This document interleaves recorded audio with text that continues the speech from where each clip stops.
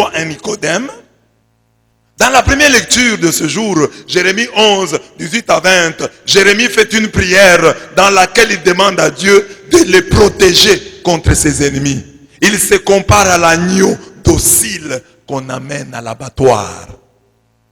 La souffrance et la persécution dont est victime le prophète Jérémie font de lui une image du Christ dans sa passion.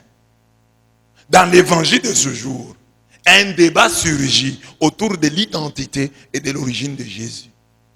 Les gens se demandent, ayant entendu Jésus, est-ce que c'est lui vraiment le prophète? D'autres disent, c'est le Christ. Et d'autres disent encore, non. Lui, il est de la Galilée. Mais le Christ, hein, on a dit qu'il va naître à Bethléem. Ils ne savaient pas où Jésus était né. Mais ils l'ont vu vivre en Galilée. Et pour eux, comme il vit en Galilée, donc c'est un Galiléen. Mais ils ne connaissent pas le lieu de sa naissance. Il est né à Bethléem en Judée.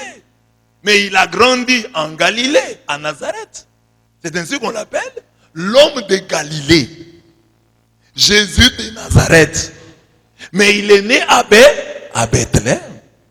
Son village c'est Bethléem. Mais il est né à Bethléem. Il a évolué en Galilée, plus particulièrement à Nazareth. Mais il est né en Judée. Bethléem, c'est en Judée. Et vous voyez, c'est beau, hein, que Jésus-Christ, lui-même notre Sauveur, on l'appelle Jésus de Nazareth. Mais Nazareth, ce n'est pas chez lui. C'est là qu'il a vécu. On l'appelle le Galiléen, mais il n'est pas de la Galilée. Lui, son village, c'est Bethléem, c'est en Judée. Ça signifie donc qu'un chrétien ne doit pas normalement chasser un autre en lui disant « quitte ici, ce n'est pas chez toi ». Si tu dis ça, si tu avais vécu au temps de Jésus, tu chasserais Jésus de Nazareth. Tu chasserais Jésus de la Galilée. Qu'un chrétien ne puisse jamais dire à un autre « rentre chez toi ». Tout le monde sur la terre est chez lui. Congolais, partout au Congo, c'est chez toi. Africain, partout en Afrique, c'est chez toi. Humain, partout au monde, c'est chez toi. Mais on trouve des chrétiens qui vous posent la question. Tu vas rentrer chez toi quand? Ici, c'est chez moi. Car cette terre a été créée par Dieu.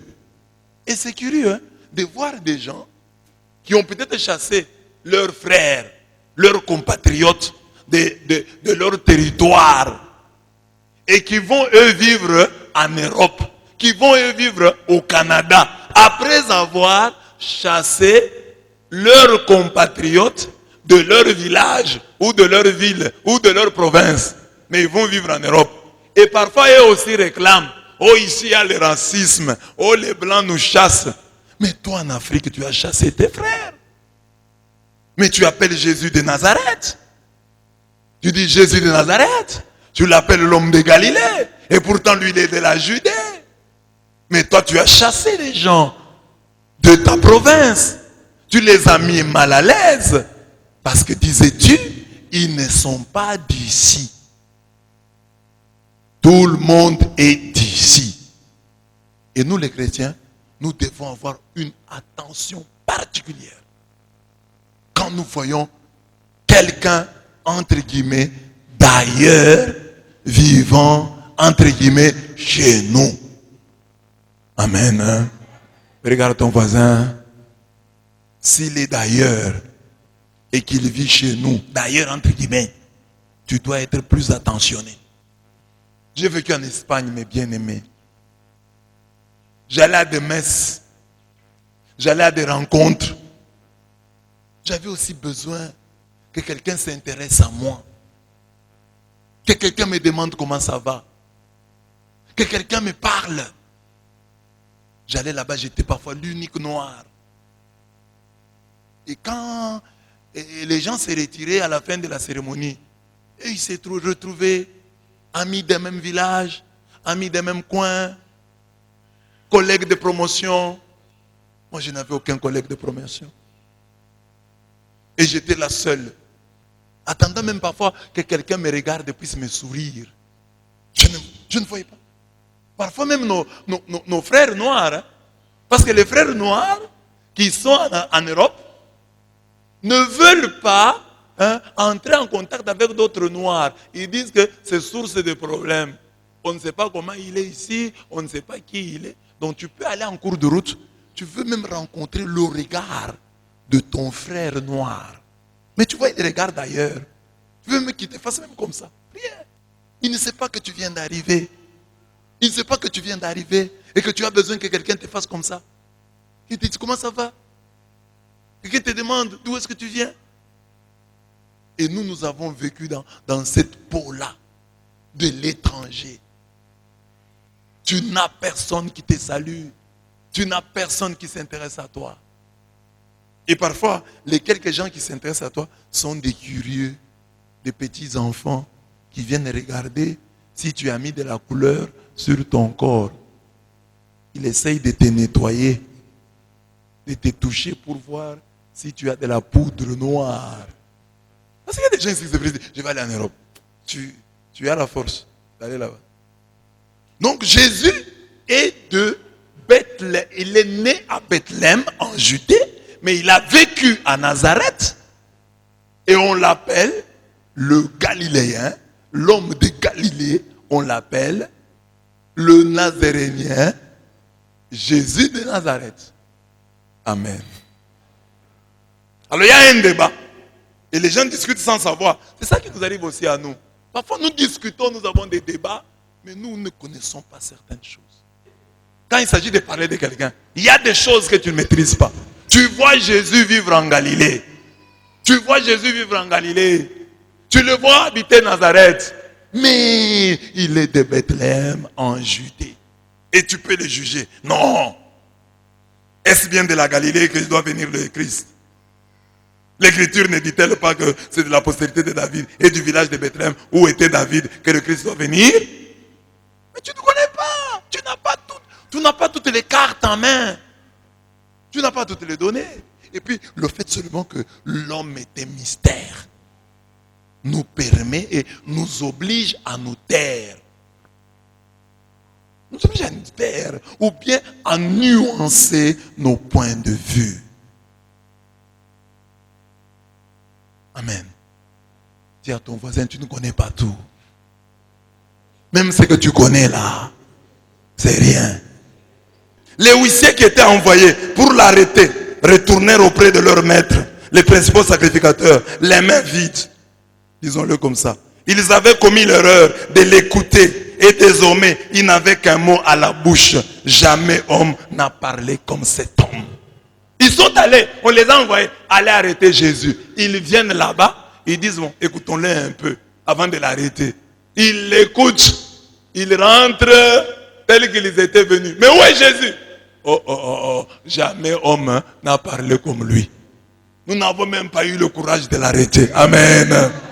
S'il y a des gens qui disent, qui ne croyaient pas en Jésus-Christ, qui disent que jamais homme n'a parlé comme lui, et toi qui es ici, tu te dis chrétien, Jésus parle et rien ne change dans ta vie, c'est vraiment regrettable.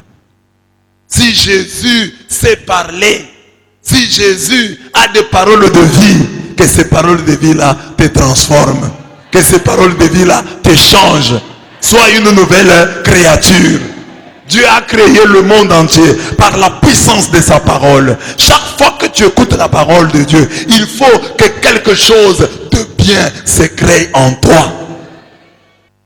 Nous sommes des chrétiens ici et nous disons, oh, si j'ai tel malheur, c'est parce que mon père, parce que ma mère a prononcé telle parole. Quelqu'un croit que ces malheurs viennent d'une parole prononcée par un humain. Si la parole d'un humain peut détruire ta vie, la parole d'un Dieu, la parole de Dieu fait mieux et plus. La parole de Dieu doit t'arranger. La parole de Dieu doit te rendre meilleur. C'est ainsi que parfois les gens sont exigeants envers nous. Vous écoutez autant de paroles, vous en êtes encore là, à vous jalouser pour des jupes, à vous jalouser pour des cheveux, pour des perruques, à vous jalouser pour des voitures, à vous jalouser pour des maisons. Alors, ces gens disent, jamais on n'a parlé comme cet homme. Oh, ils disent, ah, vous aussi vous avez cru en lui. Mais est-ce que parmi ces croyants, il y a un intellectuel? Il y a des gens intelligents. Il n'y a aucun intelligent. Il n'y a que la foule qui croit en lui. Lui, il n'a que des maudits. Et c'est comme ça que les gens regardent les chrétiens parfois. Ils regardent là, nous sommes tous des pauvres. Et ils se moquent de nous. Et les chrétiens viennent à la prière. Ils n'ont pas la rage de vaincre. Regarde, qui croit en Jésus? Vous, on vous a envoyé, vous les huissiers. Vous rentrez ici que jamais on n'a parlé comme lui. Hein? Vous êtes de la même catégorie que ces gens qui croient en lui. La foule, les maudits. Vous savez quoi? Il n'y a que des pauvres qui croient en Jésus-Christ. Il n'y a que des pauvres. C'est ça qu'ils disent. Et c'est ça le défi que tu as. Alors, vous imaginez, dans votre église, comme nous sommes ici, Dieu bénit, bénit, bénit, bénit, bénit, bénit. Nous allons évangéliser le monde d'aujourd'hui. Quand nous prions longtemps là, ça ne leur parle pas. Vous pouvez tout dire, non, nous prions longtemps, nous avons de bonnes homélies, nous avons ceci. Ils ne croient pas. Les hommes d'aujourd'hui croiront quand ils verront la vie de Roméo change. Parce que si la vie, Roméo seul, sa vie change, ils ne vont pas croire. C'est un hasard. Mais il faut que ce soit systématique et même systémique. C'est-à-dire, pam, pam, pam, pam, pam, pam, pam, pam, pam.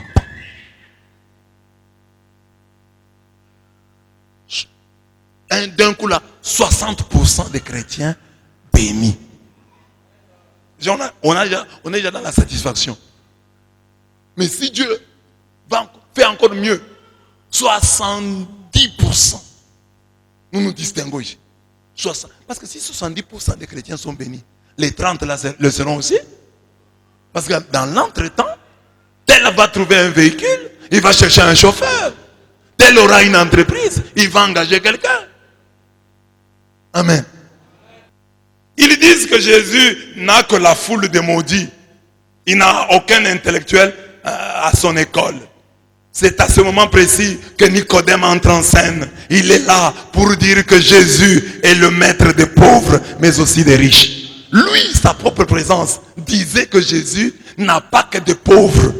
Parmi ceux qui le suivent, il n'a pas que de pauvres. Moi, Nicodème, je suis là. Je suis allé le voir nuitamment. J'ai parlé avec lui. Il m'a prêché sur la nouvelle naissance. C'est ce que j'ai dit. Que dans notre église, tu sois le Nicodème. Le chrétien que nous allons utiliser comme échantillon. Quand les gens nous diront, vous n'êtes que des pauvres, vous n'avez rien. Dans votre église, c'est une foule de maudits. Vous êtes des gens maudits. Vous n'avez rien. Vous n'êtes pas bénis. Nous allons moins dire, non, ce que tu dis là n'est pas vrai. Car dans notre prière, dans notre église, nous avons tel et tel et tel. Ça c'est la première étape. Que tu dises que nous avons notre Nicodème. Nous avons nos Nicodème. Nous avons nos Joseph d'Arimathie. Nous avons nos Gamaliel. C'est la première étape. Commence même par là. Tu cites quelqu'un d'autre. La deuxième étape, que tu te cites toi-même. Dans notre prière, je suis le Nicodème. J'ai quand même des moyens, mais je prie. Nous avons besoin de gens comme ça. Et aux côtés de Jésus, la preuve que parmi ceux qui croient en Jésus, il n'y a pas que la foule de maudits. Il y a quelqu'un de haut placé, quelqu'un qui fait partie du jet set de son temps, de la caste privilégiée, dont les membres ont les moyens de profiter de la vie sans travailler, par opposition au peuple, aux prolétaires. Alors, quand il prend la parole alors que les gens veulent condamner Jésus, il leur pose la question. Notre loi condamne-t-elle un homme avant qu'on l'entende et qu'on sache ce qu'il a fait? Jean 7, 51. En lui posant la question de savoir s'il était galiléen, alors les autres disent, ah toi aussi tu es galiléen. Parce que tu ne peux défendre que ton frère. Le tribalisme ne date pas d'aujourd'hui.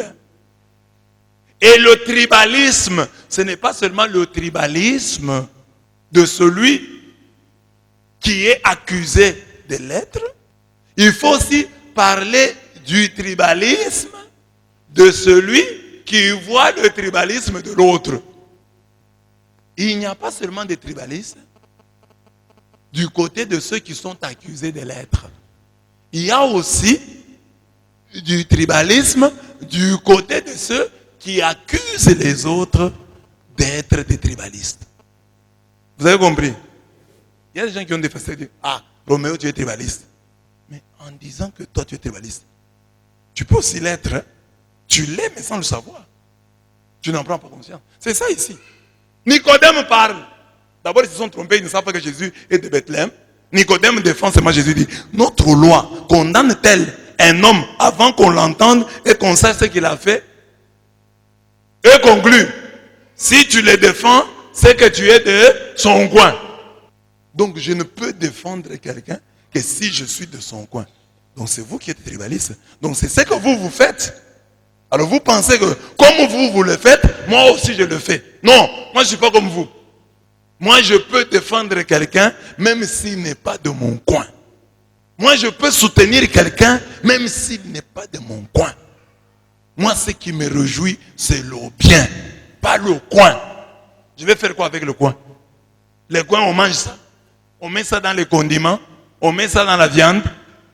Je n'ai pas besoin du coin. Dis à ton voisin, je n'ai pas besoin du coin. Moi, je cherche le bien. Oh, nous sommes du même coin. Quitte-la avec le coin. Je vais aller avec le coin où? Donne-moi le nom de quelqu'un qui a mangé le coin. Des Galiléens. Ils veulent savoir si lui aussi était tombé sous les charmes de ce divin rabbin. Pour eux, Jésus n'est même pas un prophète, car d'après une loi préétablie de la Galilée, il ne sort point de prophète.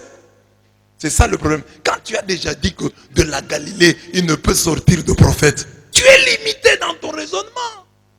C'est ça le problème aussi de certains Congolais aujourd'hui, qui sont là à accuser les autres d'être des fanatiques, qui sont là à accuser les autres d'être des tribalistes. Mais si déjà au départ, vous avez dit, l'homme de telle tribu ne peut pas devenir président de la République. Mais si cet homme-là devient président, vous n'allez pas supporter. Parce que vous avez déjà dit ça. C'est comme ces gens. Ils disent, oh, de Galilée, il ne sort point de prophète. Maintenant, vous voyez un prophète, il est de la Galilée. Parce qu'il a grandi là-bas. On l'appelle aussi les Galiléens. Mais vous avez du mal à accepter. Parce que Dieu, il écrit droit avec des courbes. Il peut sortir un prophète de la Galilée. Il peut le faire. Donc n'ayons pas des jugements péremptoires. Comme les filles, dire par exemple, moi tel ne peut pas m'épouser. Ne dis pas ça. Moi un mari de petite taille ne peut pas m'épouser. Moi un mari noir ne peut pas m'épouser. Seulement celui que tu refusais là, c'est lui qui apparaît. Qui s'élève le dernier. Mon rédempteur est vivant. Il s'élèvera le dernier. Hein? Le mari là. Et puis, tu ne voulais pas le noir. Alors tu vois un très noir qui vient maintenant. Et puis il a une démarche saccadée. Là, tu as déjà 45 ans. Tu as déjà 45 ans. Tu ne sais pas si tu vas mettre au monde. Toi-même, tu vas te mettre, te vendre aux enchères. Il vient seulement comme ça, bonjour. Oui, bonjour. Je suis d'accord. De quoi? J'ai vu ce qui est en toi. Donc il ne faut jamais dire jamais. Même pour le mariage. Oh, moi je n'épouserai pas telle personne de telle tribu. Moi je n'épouserai pas un homme de petite taille. Moi je n'épouserai pas un homme clair. Moi je n'épouserai pas un homme d'un teint noir. Dieu va te confondre. C'est quand tu seras au bout du rouleau que tu n'auras plus d'issue que paraîtra cet homme-là que tu as méprisé. Il viendra. Et avant même qu'il ne te demande la main, toi tu auras pris son bras. Ne dis jamais, jamais. Dis, c'est lui que Dieu me donnera. Si Dieu me le donne, gloire à lui. Moi, tel que je suis là, je ne peux pas accepter un homme qui ne parle pas bien français. Parce que toi tu es française. Il faut un homme qui a quand même une bonne diction. Parce que diction, on met ça dans les haricots. Accepte l'homme qui a la mauvaise diction là. Si c'est celui que Dieu t'a envoyé. Parce que tu peux voir, celui qui a une bonne diction là, il ne t'aime pas. Et tu es accroché à lui. Aime-moi, il ne t'aime pas. Tu forces, il ne t'aime pas. Lui ne t'écrit pas des SMS. C'est toi chaque nuit. Je t'aime. Je t'aime, non? Je t'aime, quoi? Et comme il est vraiment, tu commences à appeler. Allô? Je t'aime, non? Je ne t'aime pas. Tu te trompes, tu m'aimes. Ça devient un débat. Amen. Comme Jérémie et Jésus, nous sommes persécutés, combattus. Nos ennemis sont en train de dire à notre sujet, coupons l'arbre à la racine, retranchons-le de la terre des vivants, de la terre des vivants, afin qu'on oublie jusqu'à son nom. Jérémie 11, 19. C'est alors que Dieu doit intervenir en notre faveur en mettant sur notre parcours existentiel un homme qui a été séduit par notre personnalité. Cet homme doit avoir ces trois caractéristiques. Que Dieu mette sur ta route un Nicodème. Quand les gens sont réunis pour te faire du mal, quand ils trempent des complots contre toi, que dans leur assemblée surgisse un Nicodème, placé là par Dieu pour t'aider, te défendre.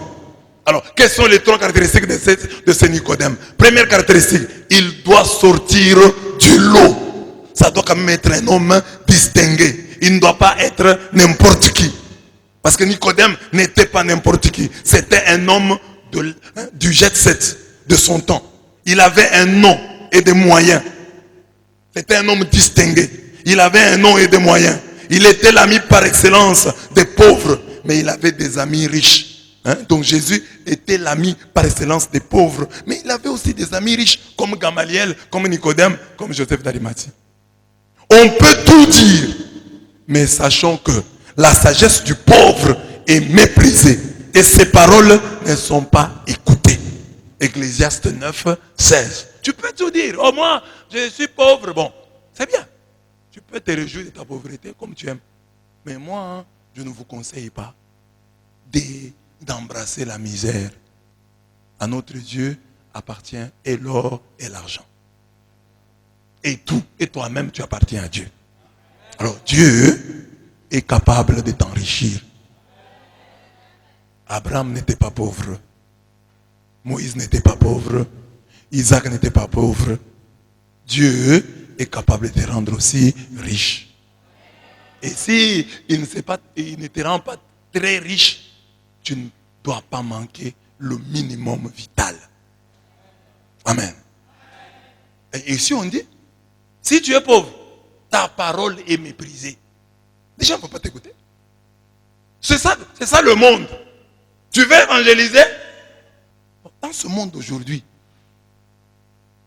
il faut quand même, parce que ton Dieu là que tu prêches, doit être quand même un Dieu qui résout les problèmes.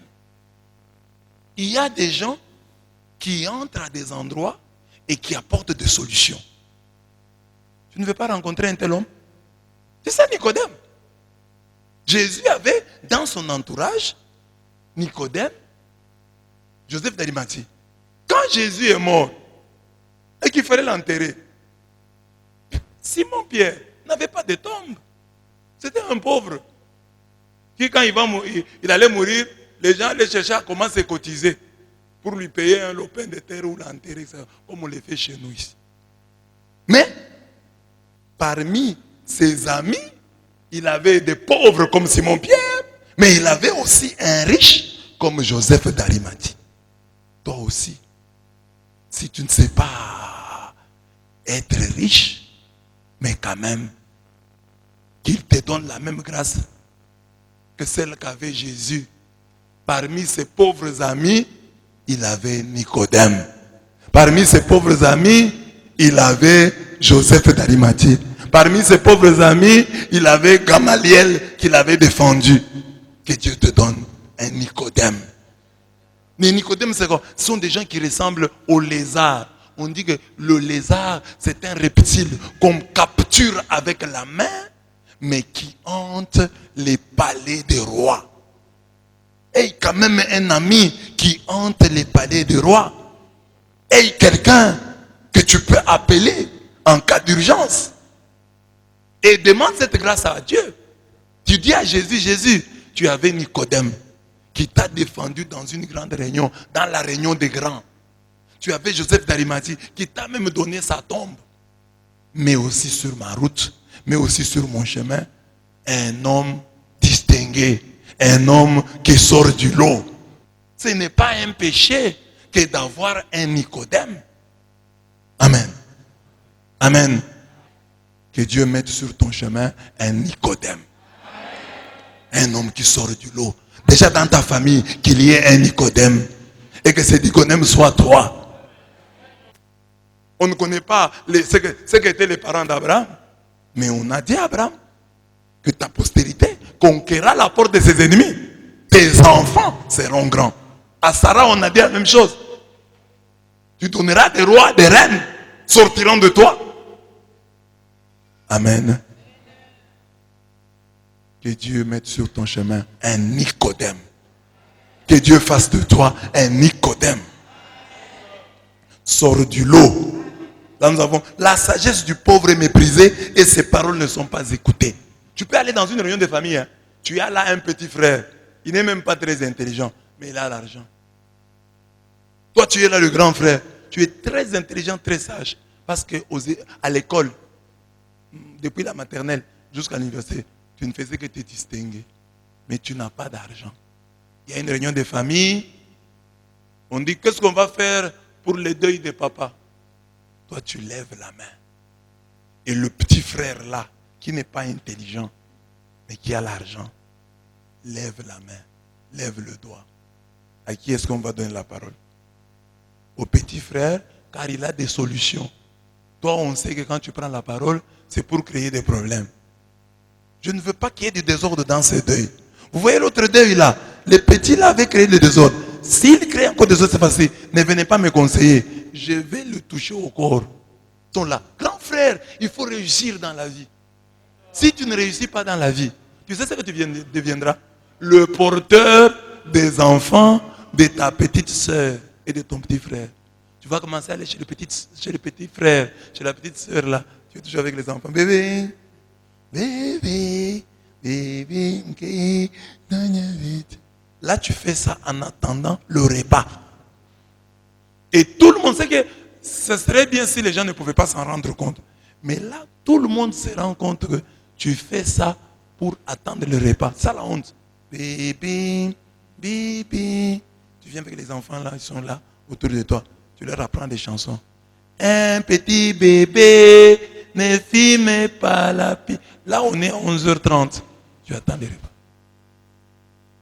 C'est pourquoi les grands frères, les grandes sœurs, tu as l'obligation des résultats. Il faut réussir. Il faut réussir dans la vie. Qu'est-ce qui a attiré Nicodème vers Jésus? Ce sont les signes. C'est ça qu'il lui dit.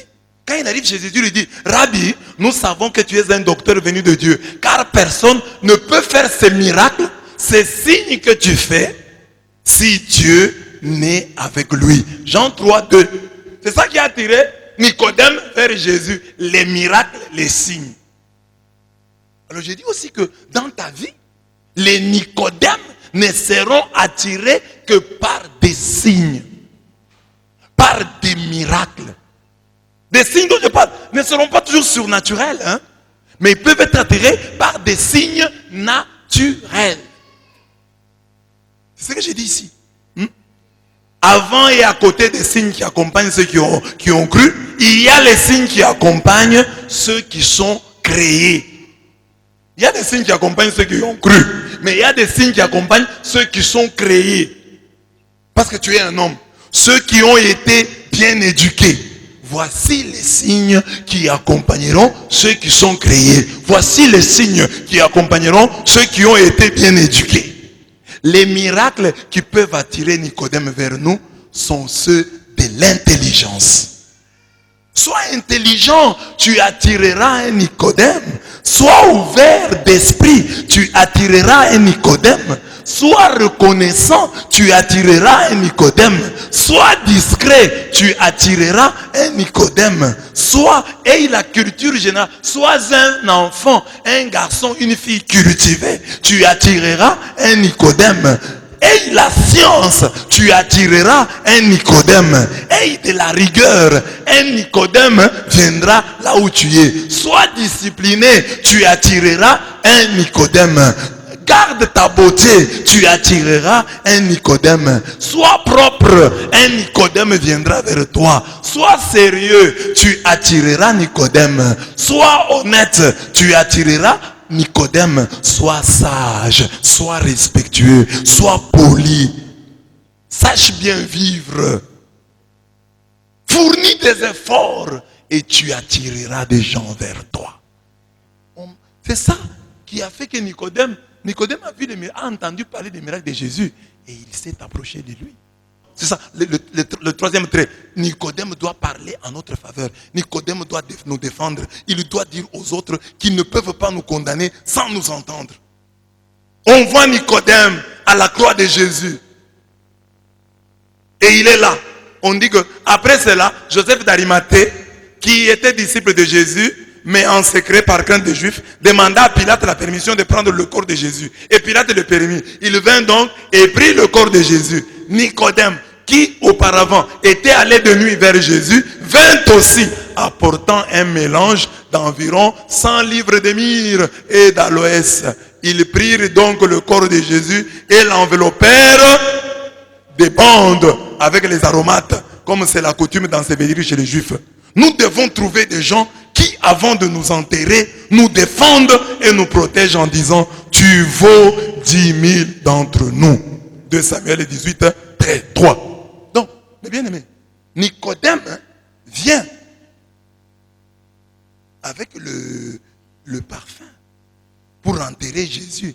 Mais avant ça, il l'a défendu dans une réunion où on voulait lui faire du mal.